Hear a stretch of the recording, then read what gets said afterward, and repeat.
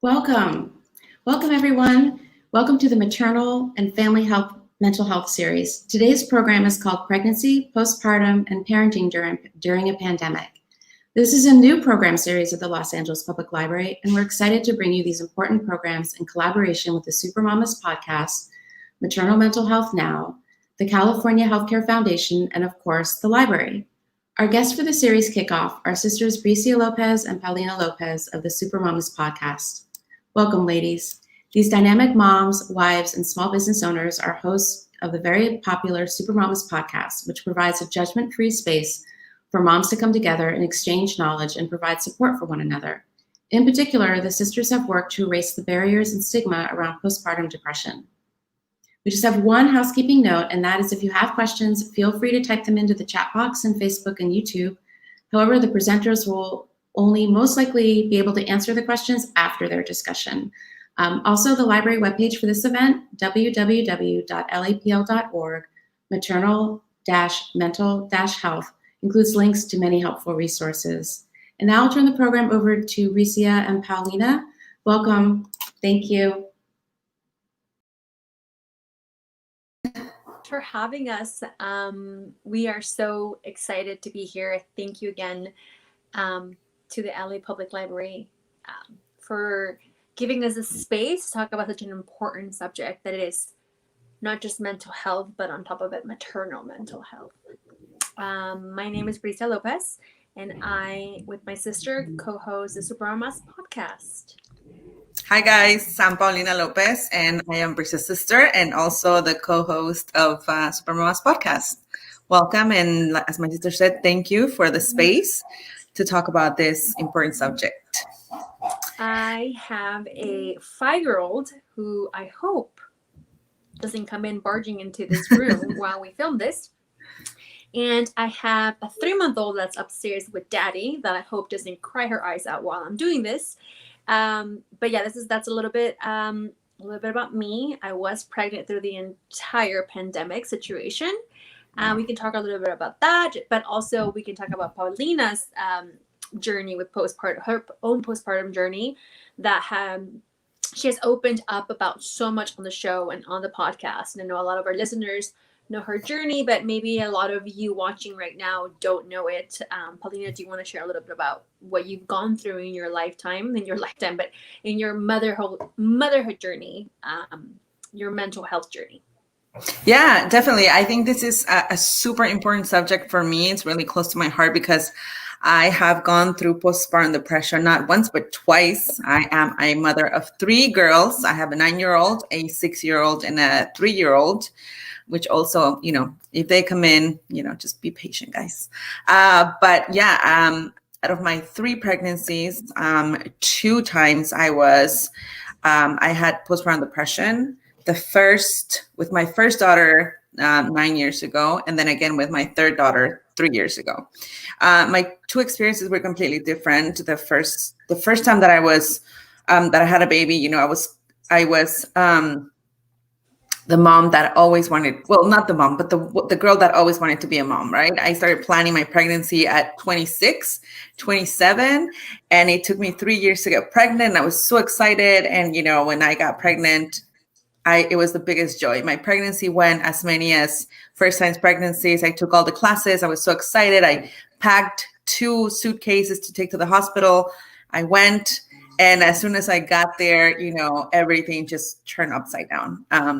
First of all, my birth plan did not go as planned. I don't think any of our birth plans go as we plan. But I had a 44-hour labor that brought me down to my knees and feet. Like, it was just horrible on my body. Then I walked away with a baby after 4 days in the NICU, and I was lost. I was completely lost, mentally, physically, emotionally. Breastfeeding was super hard on me, and it was nothing of what I expected. All my dreams and desires went down the drain after we went home, and it was super hard. I didn't really recognize that I was depressed for a while. I I always related to dim light. Like as soon as I walked out of the hospital, my light was dimmed the whole time, all the time. It was gray. It was very dim. I just wanted the day to be over. I did not want to, I was scared. I didn't want to be by myself. The first month that I was with my baby at my parents' house, my mom helped me. But as soon as I went home and I was by myself, I literally spent all day in the couch. My husband would go to work and come back and found me in the same place.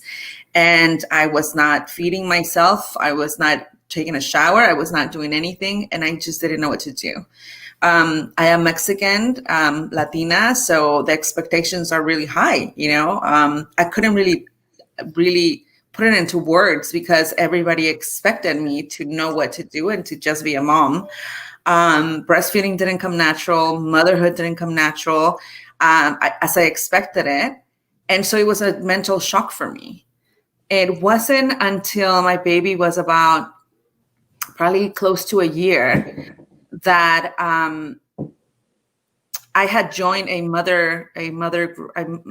motherhood group because I was Mommy and Me, right? Mommy and Me group. Yeah.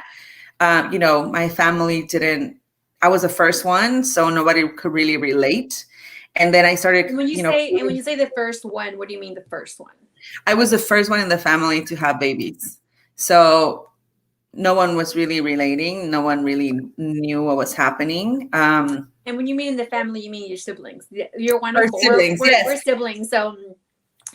First in the family, obviously my mom had a baby. My mom had 4 children. All right, but my sister and I live in Los Angeles, hence LA Public Library talk.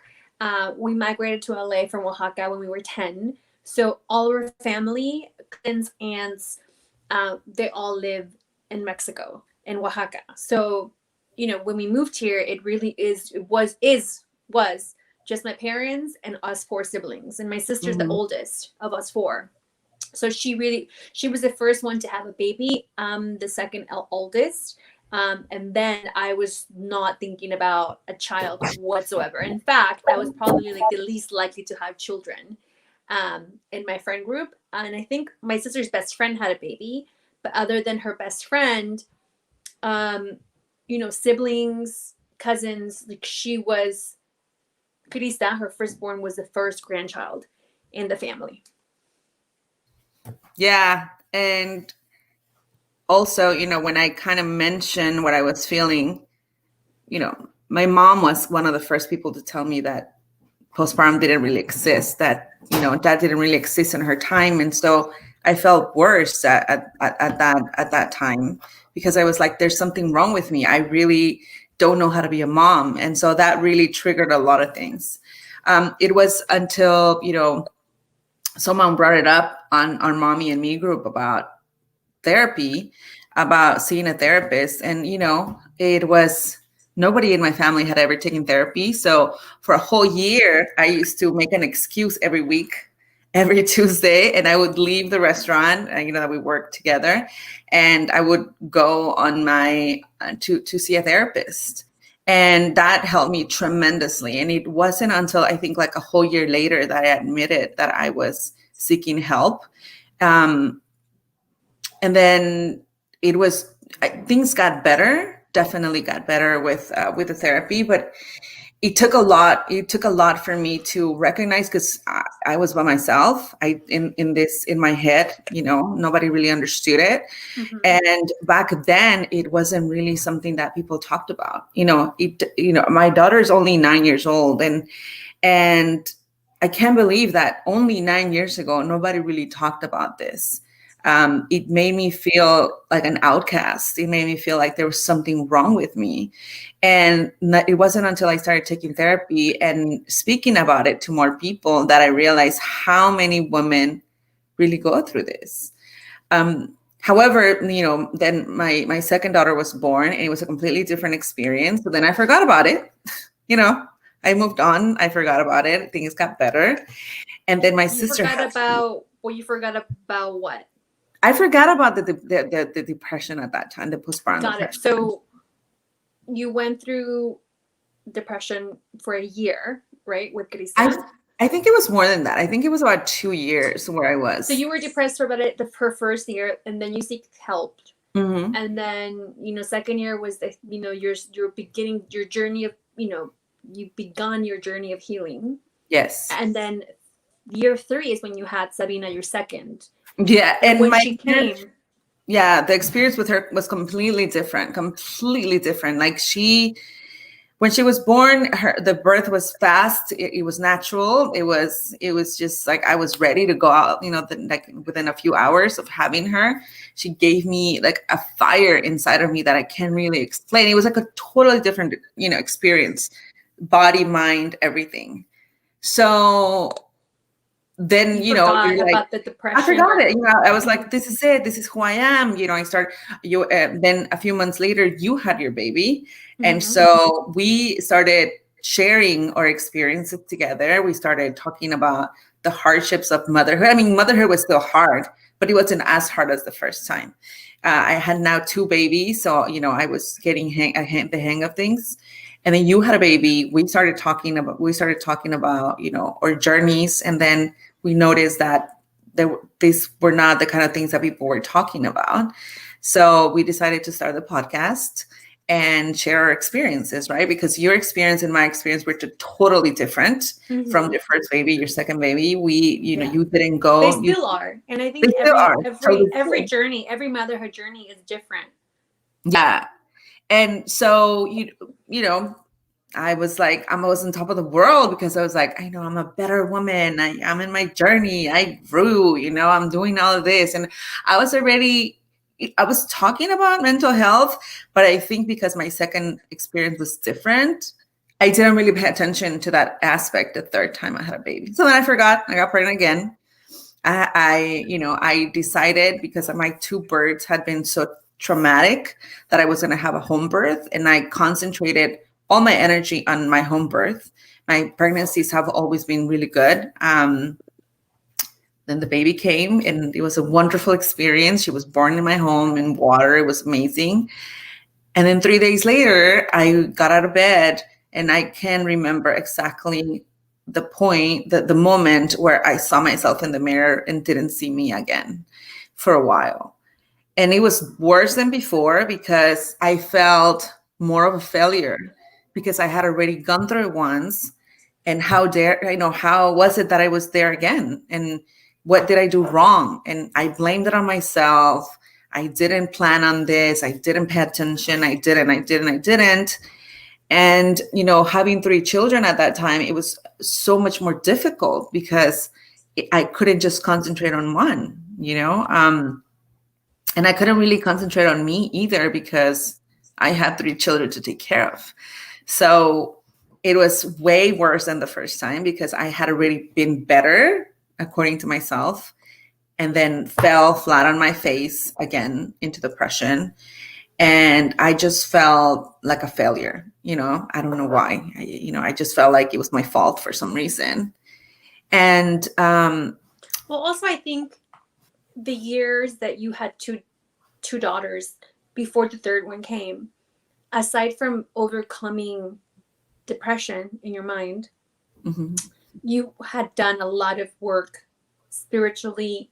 And also, I mean, we like Oprah every weekend. You and I went to Tony Robbins to, the Date with Destiny. So, there was so much of that already in you. Yeah. That I think that when those tools didn't work, it was probably harder on you because you thought, I can't be here again. Yeah. I've done so much self-help. I've done it all. Like I've done the 1, 2, 3. What happened? Like how am I here? And that is when I met someone from maternal mental health, and we had her in the show as a guest. And I remember one day I was lost I went to drop off my kids, and when I came, I remember exactly. I didn't know where to go. I really was in my car with the baby crying in the back, and I didn't know what to do, where to go. So I don't know. It was God that reminded me, you have her number, call her. So I called her and I said, hi, this is Paulina. I don't know if you remember me. We interviewed you a few months ago, and I don't mental health. about mental health, and I need your help. I don't know what to do. I feel this is how I feel, and I don't I don't know where to go. So she told me, come to see me right now. And I was like, but I have the baby. And she was like, bring the baby with you. And that's how I started. That's how I got introduced to maternal mental health now, and to Gabrielle, who is till this day my therapist. And she is a huge part of my recovery. And she is a person that I rely on so much. But it took a long time. I think it also took about a year and something for me to get myself back mentally. I remember, well, I don't remember the first year of the baby.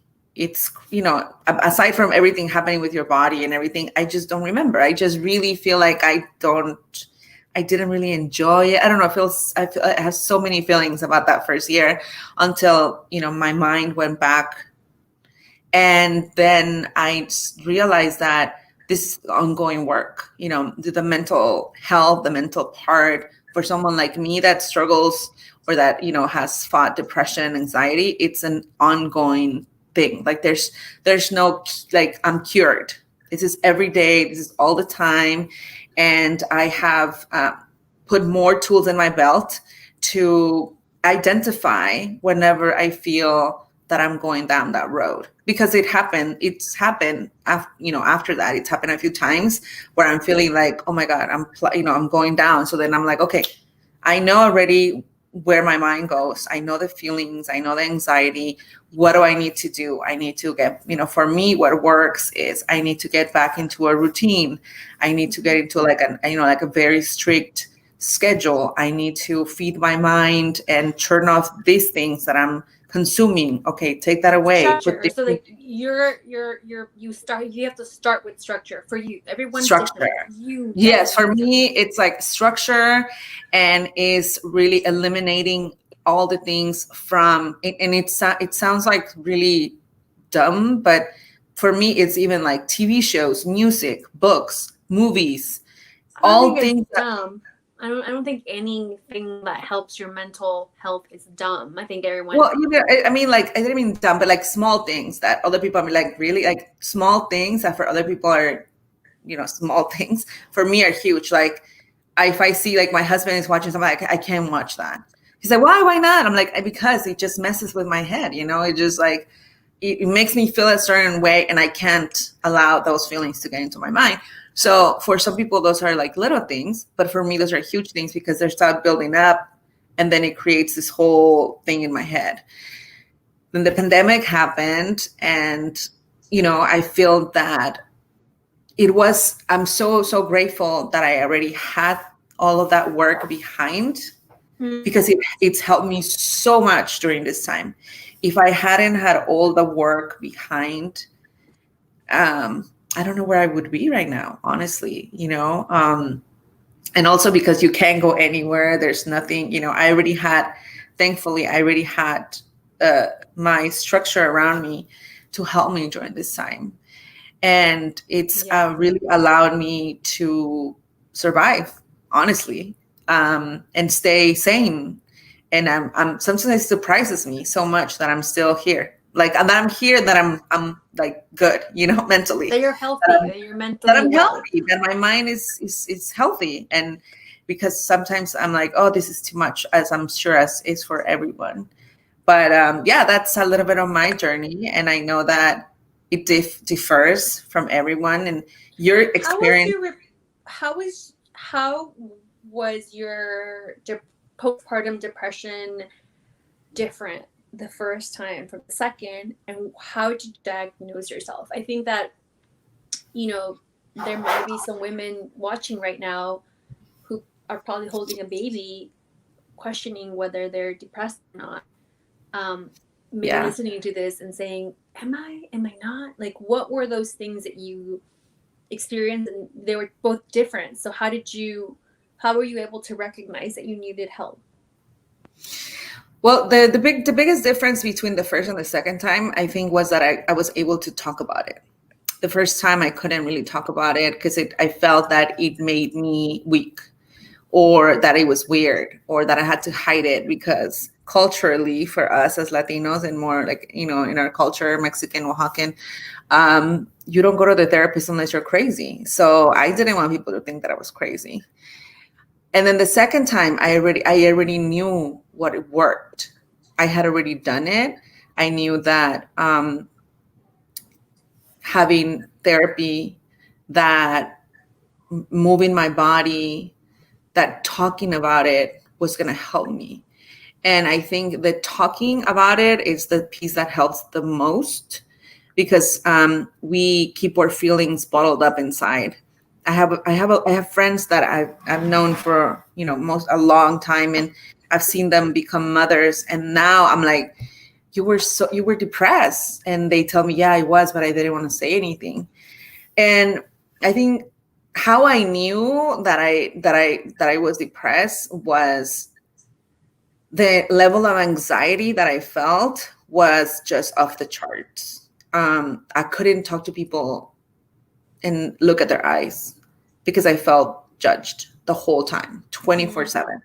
My husband, my parents, my siblings, I couldn't hold a conversation without feeling like they were going to scold me for something. I don't know what it was, but I was like, something's wrong. I felt that something was going to go wrong all the time. Physically, my body was always like tight, and I felt a bubbling sensation all on my back. And that's how I know that I'm starting to feel like the anxiety, like I always call it like kind of like an Alka-Seltzer situation, where you pour the water and the Alka-Seltzer starts bubbling. That's how I feel. Like physically, it manifests that way. I start having like really fatalist thoughts, and like something's gonna go bad, and then on top of that, this is gonna go bad, and then this and this, and like it's just like I start building the worst possible scenarios in my mind. And I think those are kind of the things that I didn't want to see people. Mm-hmm. I was in my home the whole time, and people were like, oh, we want to come and see you with the baby. I'm not home. I'm not here.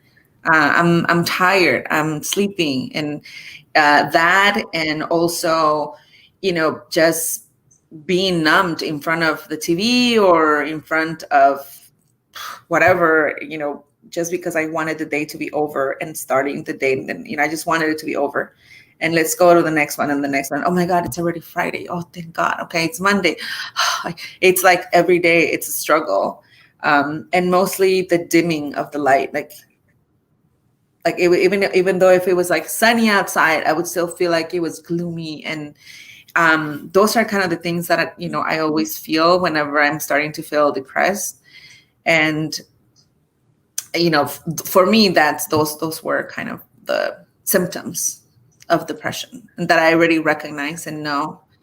And I have to work through those feelings now. And what are some of the things that you would recommend one to do if they do feel those feelings? Is it just talking, journaling, seeking for help? How do you seek for help? What would be some of the recommendations, or what kind of help do you think they need to seek?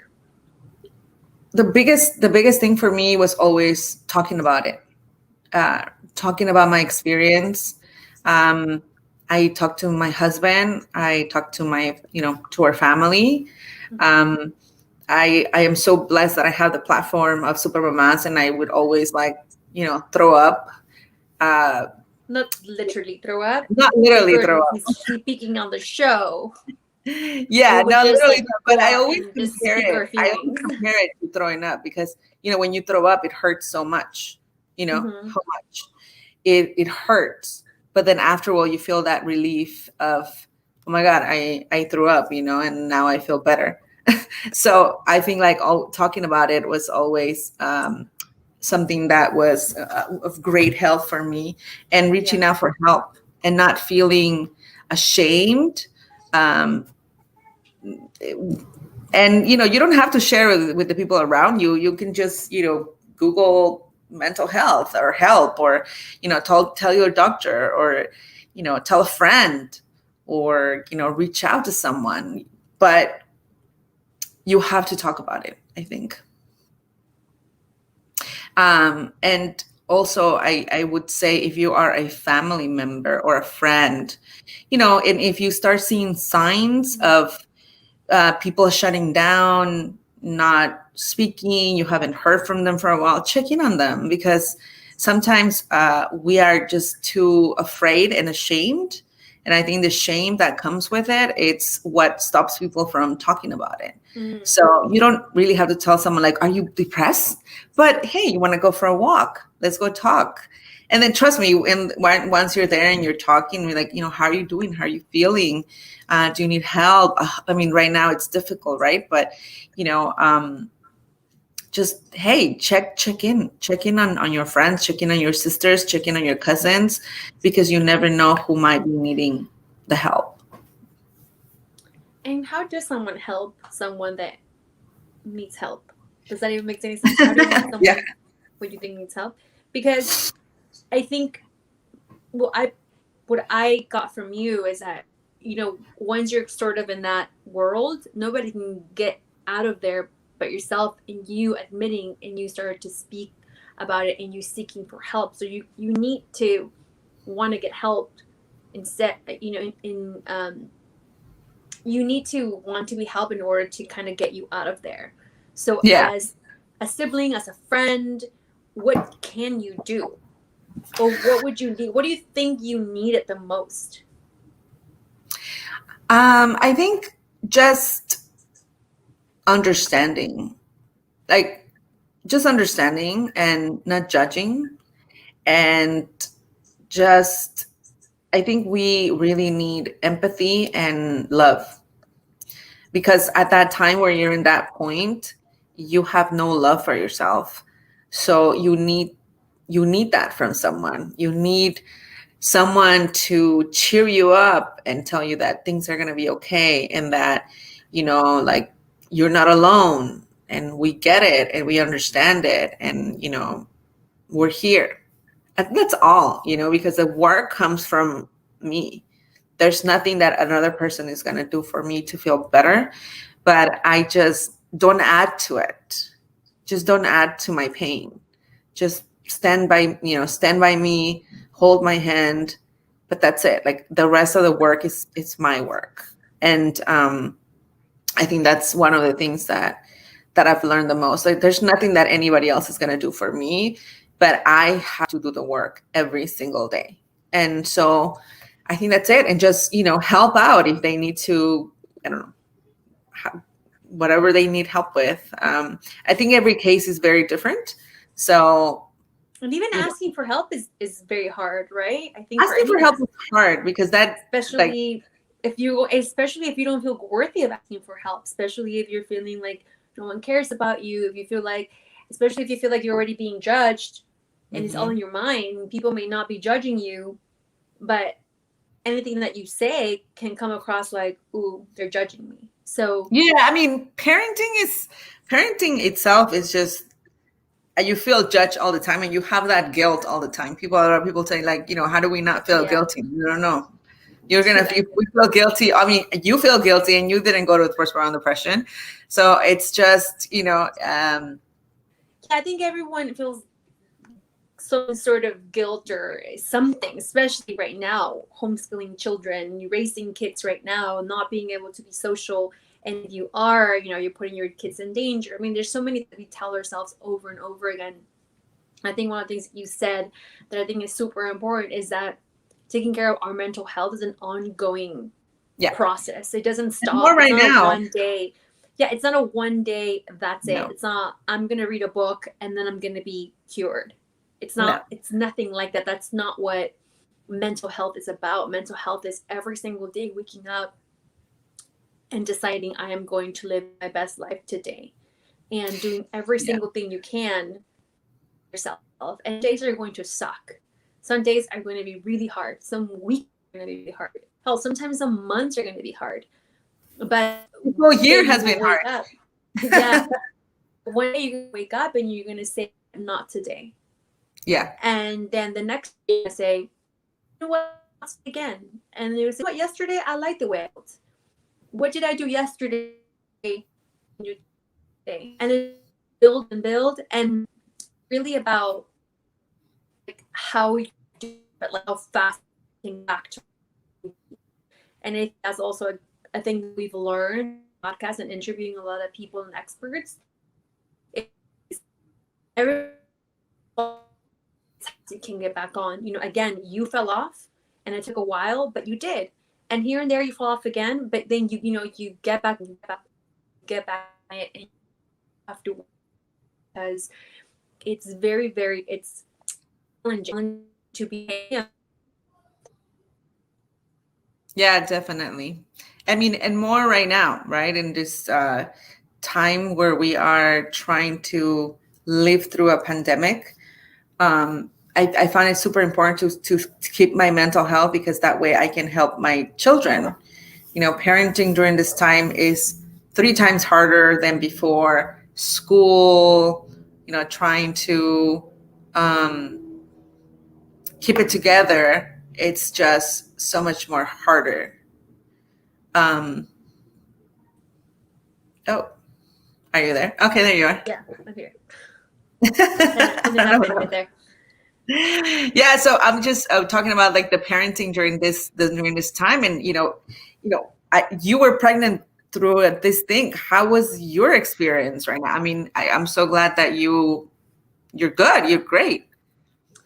Well, I think that I've always been a person that likes to be doing a million things at the same time, and on more things.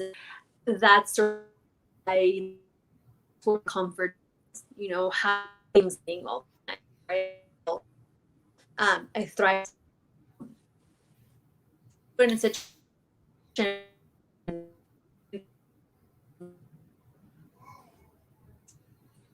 I think we're kind of losing you. Your wife, you're kind of glitchy. One second.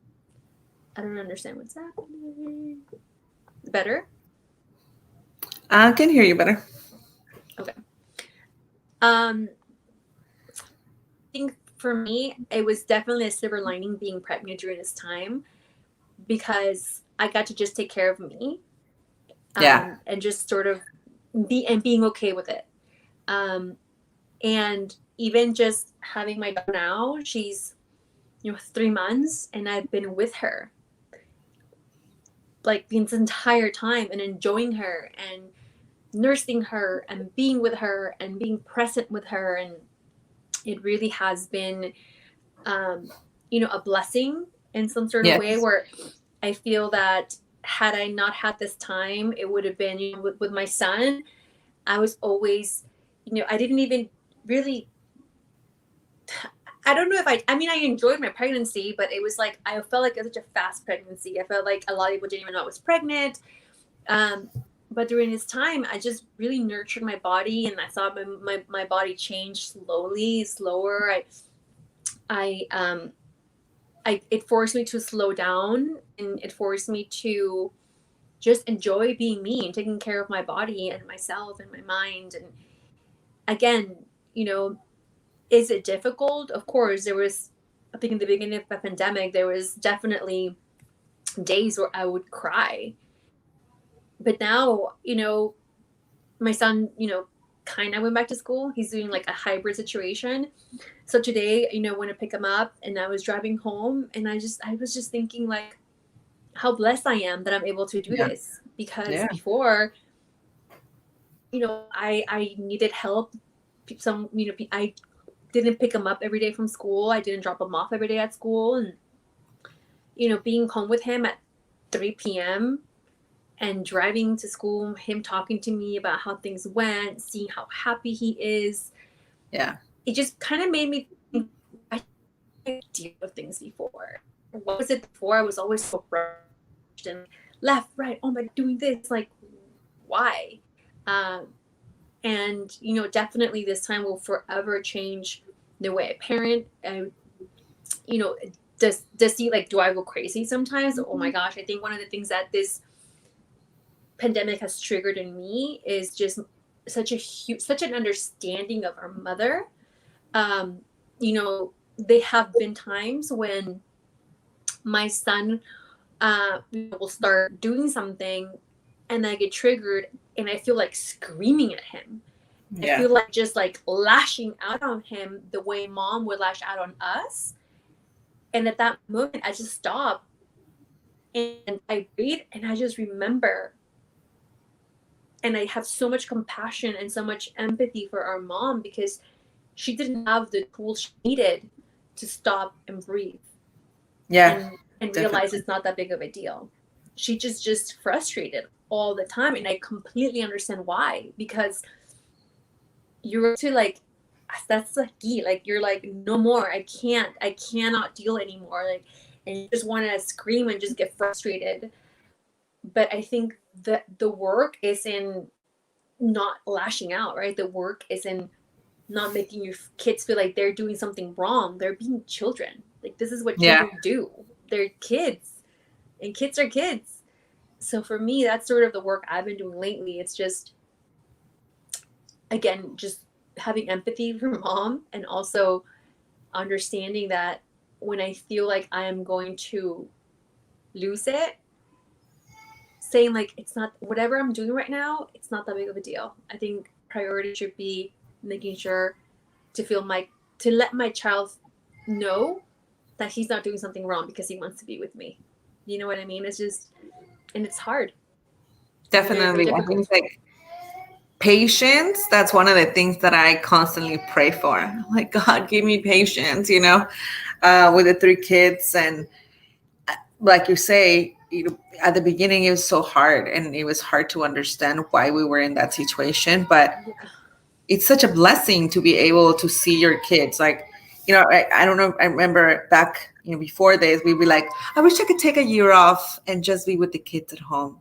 Well, here it is. I wish I could work from home and just spend more time with the kids. Well, here it is. And so I think when I want to look back at this time and say that I tried to enjoy it as much as I could, because once things go back to the where, we're going to go back and we're going to work harder and we're going to do all these things. And when I think right now, in this stage of the pandemic right now, we're just like, well, it is what it is. You've had to figure it out. You've had to adapt. And, it's so interesting to see how kids are so resilient, right? Like they've gotten used to the situation faster than we have, and they have adapted to everything. It's incredible to see their strength. And I mean today when I went to drop them, today was the second day doing this, hybrid learning. And when we get to a school, the first day, it was scary. I mean, I was scared. He looked at me, and he had these eyes of just a little bit of scary. Number one, he's starting a whole new school. He's never been to ever. And number two, you show up and a man with like a shield and a mask comes over and he questions like, have you had this? Have you had that? Let me take your temperature. So he was a little startled, and just got out the car and walked away. And then the second time we were driving, and I said, hey, remember, when we get there, the man's going to ask us questions. And he's like, I know. And went, and he was like, temperature, check. He got his back. He's like, bye, mommy, love you. And just walked out. Oh my God. And I know. I wanted to cry. I'm like, and like the first day I cried when I dropped them off, because I just thought, I just felt so sad, and just like I just wish you could have like, a normal kindergarten first day experience. But seeing him today just made me feel so happy, and just knowing that he doesn't see it that way. No. He just looks at the good. And he just looks at the fact that he's gonna see his friends. He just looks at the fact that he's doing something new. He doesn't look bad. He only looks great. And I think like I can learn so much from my 5-year-old today. Only look at the good and have a good outlook in life. Yeah. And I think honestly, I have learned more about myself with them during this time than before. I've learned how each one of them is so different, and how each one of them, it's so resilient, and how they each adapt, and how I think like one of the most important things that I have learned during this time is that they are so different from one another. And I know that this is weird, but at the beginning, you're always like, oh, well, these are my 2 children or 3 children, and they're all mine, and they're all, but they're not. They're all so different, and I've been able to like really learn from each one of them, and I'm just so thankful for that during this time. And and I'm also happy that we are being part of that history, that one day we're gonna look back and be like, we lived through that. That was us. Yeah. We survived. We're here. And I think everybody's going to come out so changed from this. Even the kids. The kids are going to. Yeah. Stronger. Like, also, I think part of mental health is being able to give yourself props when props are due.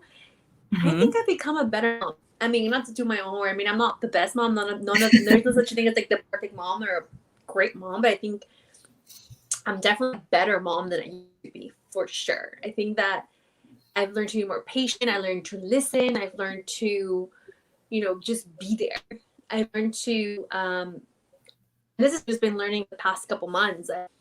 When he asks me to do something, just put things away and listen to what he has to say and converse, and not just like, like before, like, I'm busy, or, at the beginning of all of this, I was just trying to figure out how to do work and how to, nurse baby, and how to, have my son, or even for the baby, I'm like trying to work, and then he's over here. He didn't have school back then, so how do I entertain him without feeling like he's just rotten his brain? It's just all these things. And now I feel like I've gone to the point where I'm like, okay, just don't take it serious. It's nothing. Yeah. Is like everything's gonna be okay.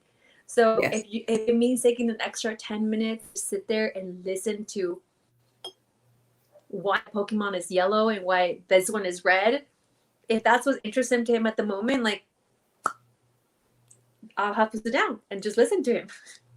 Yeah, and also I think it's also about learning that we've gone through bad things before too, and those things are in the past, and this is something that we're going through, and then it'll soon be in the past, and we will come back.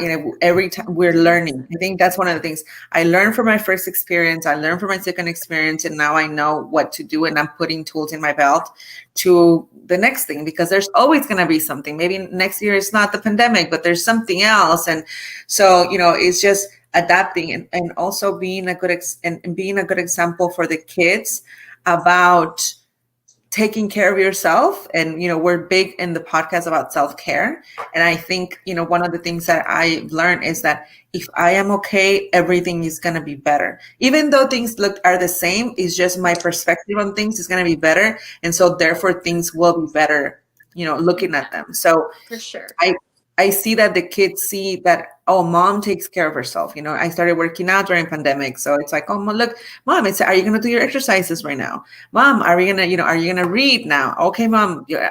So they see me, and they're also learning from us that regardless of what happens, we keep going, we keep pushing, we keep learning. So I think it depends on where you see things from, right? Mm-hmm. I learned something recently where it says like your view on things depends on where you sit, and where you sit, the way you sit is the way you look at things, and the way you look at things is the way you act. So, if you're looking things from the really like dark perspective, change seats.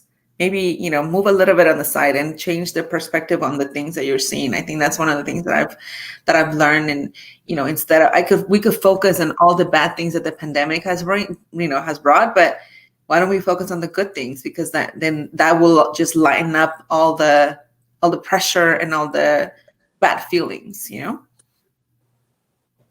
and also, understanding that, breaking these generational curses, I think it's a huge thing, as a huge responsibility that we have as adults. I think that a lot of, if you're not watching, and case, I know that a lot of parents don't believe what, depression or mental health isn't real. I think responsibility to kind of bring that into words. I just think it's one of the things that I've been learning about, just that at some point my mom really did therapy and really did not have a strong mental, health, because she was living in this country, didn't know that the language was working all the time, had a husband that worked constantly and had to raise 4 kids basically on her own, and how difficult is that on somebody? So that's only that's how I can and that's kind of what I had to look at as a reflection of what a mom is. But today as an adult, I have to realize that's the best she could have done given what she had. Yeah. So what can I do? What's the best I can do given what I have and all the tools are for me? So it's our responsibility to be better people every single day for ourselves. So in turn, we can be the best parents and show that version of ourselves to our children. Yeah, definitely. It's about, every generation should be better. And, the experience that I had with mom, for example, when I had my depression, it's like, if my kids were to come with me later, it's not going to repeat itself. Now I know what to do. Now I know, where I can help, and not only them, but everybody out there. And I think it's about that also, about paying it forward, about seeing how blessed we are and being grateful. One of the other things that has helped me a lot to deal with all my, whenever my thoughts start going, it's like, well, wait a minute, why don't you look at all the good things that you have? Be grateful for everything that there is right now. And then, so like I said, it's always, the most important thing is changing your focus on the things, and learning and growing, because that's what it's about. There's always going to be something happening. So next time that it happens, I will be better prepared, or, it'll be better. But it's just been a really crazy experience, right? It's been a roller coaster from the beginning of the pandemic. Now we're in this stage, and, I'm sure we're still gonna be up and down, but always trying to focus on the positive things. It's what has kept us going. Yeah. In people's comments really quick, I want to thank everyone who has jumped in. We're here. If you guys want to ask us any questions, we're really happy to answer. You can find episodes at supermamás.com. The library has incredible resources that you can also look to start your mental health journey. After listening to my sister and I, you can tell how important it is to do this work. And again, it's every single day, and getting back on it if you've fallen off, not feeling guilty, not feeling judged. Super Mamás is a super judgment-free space. My sister and I, when we're on the show, we are so raw and so honest with one another and with all the listeners. And I think that's one of the things that have really kept us so close to our listeners. We're just us.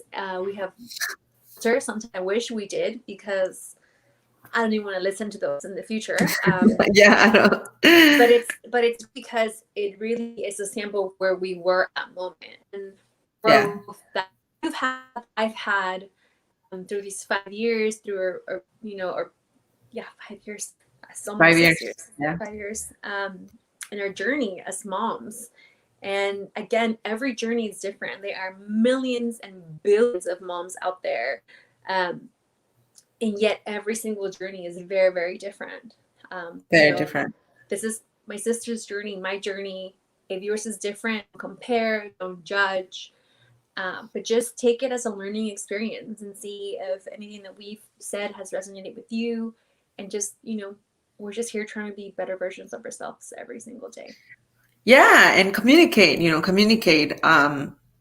I think a lot of this, we didn't really talk about like relationships, and we always leave our partners on the side, but I think they're also a huge part of this journey, either For if sure. you, or like a recovery journey. And I think communication, because postpartum depression affects every relationship that you have. So I would say be open, be honest, communicate, and it's just ask for help, which is hard. I have to admit, I also have a hard time asking for help, but just one day at a time, one day at a time.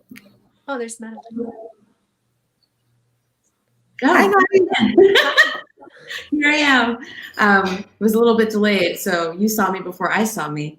Thank you guys so much. I'm always in awe of, the rawness and the honesty with which you talk about really topics that a lot of women don't feel comfortable about being open about. And you can tell that it's not exactly easy, but you're committed to it, and you're going to be open about it. And I really appreciate that. And I think a lot of our listeners have today. I wanted to ask a couple of questions. We have a few more minutes here. I wanted to ask if Bricia could talk a little bit more explicitly about maybe some of the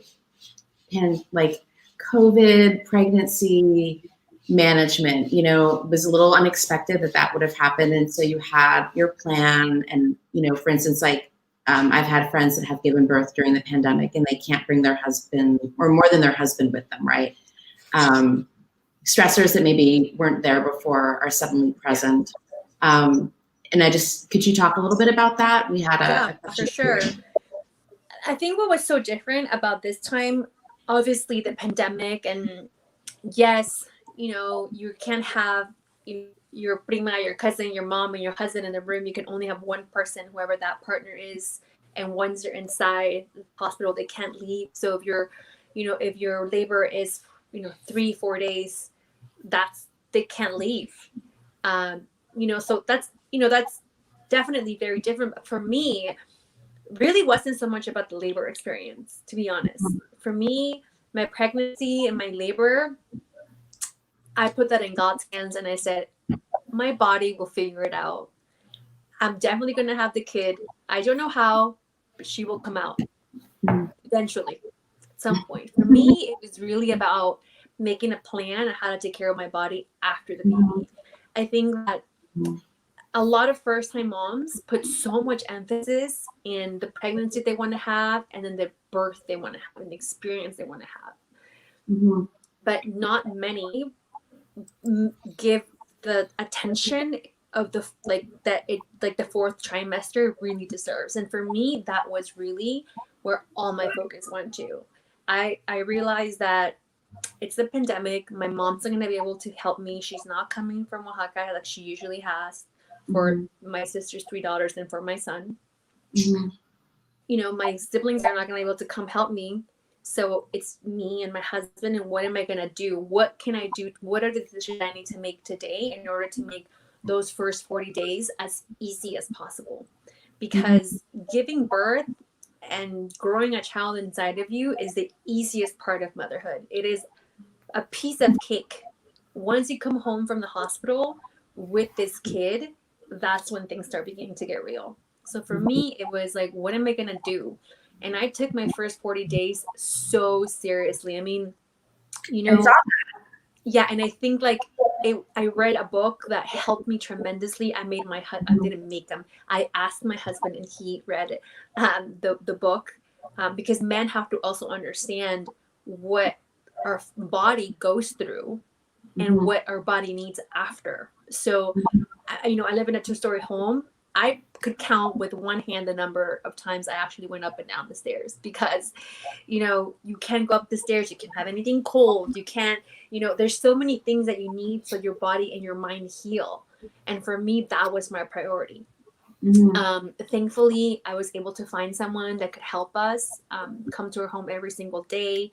We took the precautionary steps. So she was healthy and we were healthy.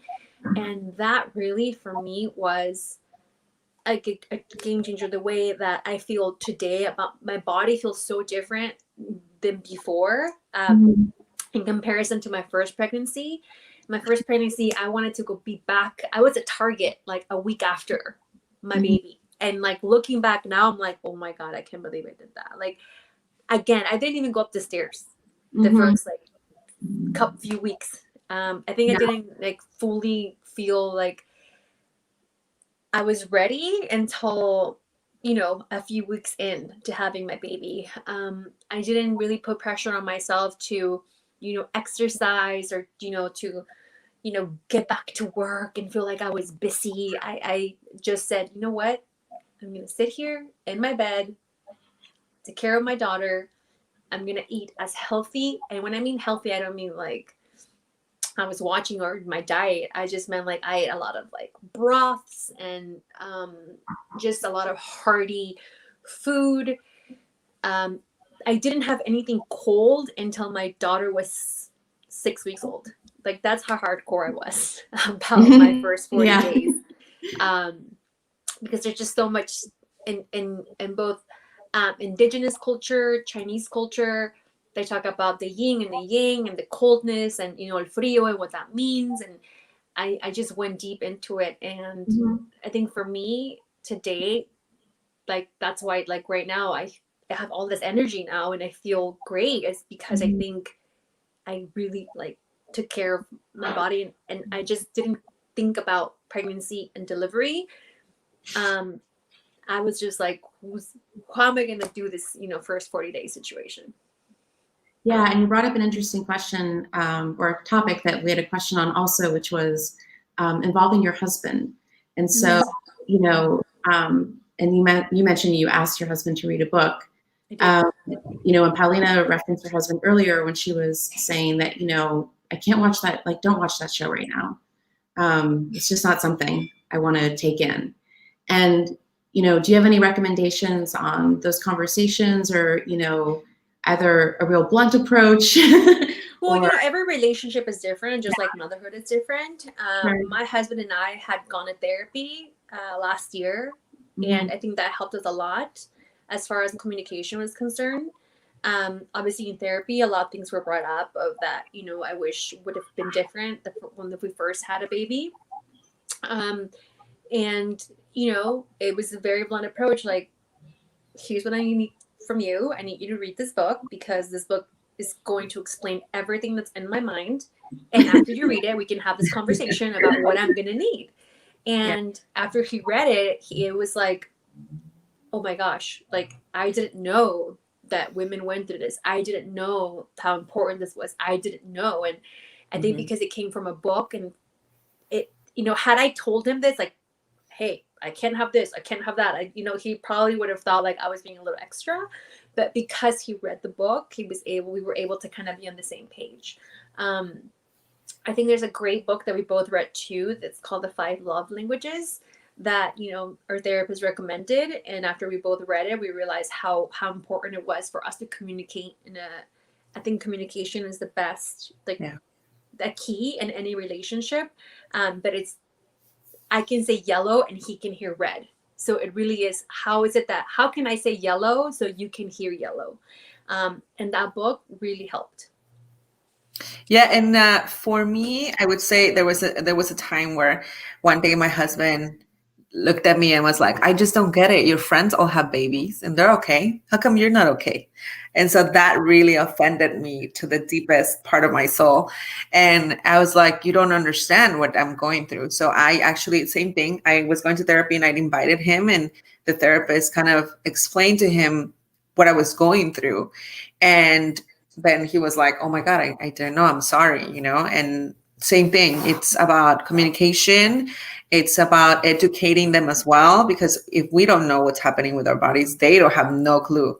So we have to, you know, educate them, bring them along the ride. I think communication in relationships is very different from one another. He also goes to therapy now himself. And we are also taking marriage classes, which I think it's just helpful in every relationship, you know, just period, because it teaches you how to communicate better, how to improve your relationship. And if you have the support of your partner, your recovery is so much more faster. And I think males are less inclined to get help, but I think everybody should be getting therapy at some point in their life. So I would say, suggest it. Bring them along to una consulta, I don't know, to like a session, and communication. Well, thank you guys so much. This is so much sharing, so much information. I just want to remind people that we have resources on the webpage for the series. There it is right there. So I don't have to say all that again. And then you can always email at lifelonglearning@lhtl.org if you feel like there were additional questions you had this evening that you would like us to research additional resources or recommendations. We're happy to address those via email. You guys, thank you. Thank you. Your openness, your honesty in working with us. And I hope that we are doing this annually, if not more regularly somehow. Of course. Anyway, and take care. We can talk forever. We can talk right? Really appreciate it. Thanks so much. Good night, Thank everyone. you. Bye. Bye. Good night. Bye.